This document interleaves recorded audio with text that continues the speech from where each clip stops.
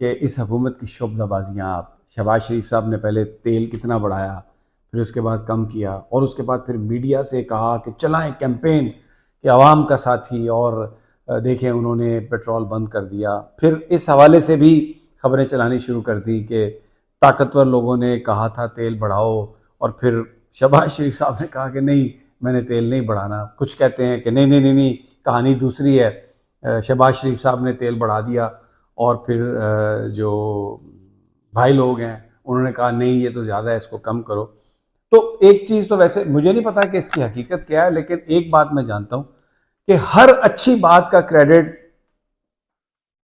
लेने के लिए भी लोग मौजूद हैं, और हर बुरी बात उसका जो डिसक्रेडिट है वो सियासतदानों के पल्ले जो बांधा जाता है, वो भी एक टेंडेंसी मौजूद है।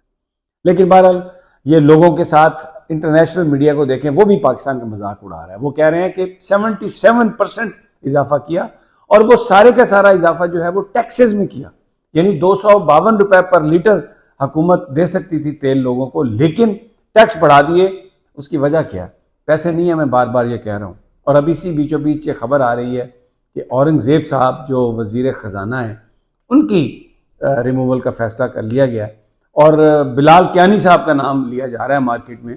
लेकिन कुछ लोगों का कहना है कि बिजनेस कम्युनिटी से लिया जाएगा, अभी बैंकर नहीं लिया जाएगा, सियासतदान नहीं लिया जाएगा। हमें नहीं पता कि कौन हु इज कॉलिंग शॉट्स, लेकिन बहरहाल अब ये बताया जा रहा है कि वजीर खजाना जो है उनकी तब्दीली होने वाली है।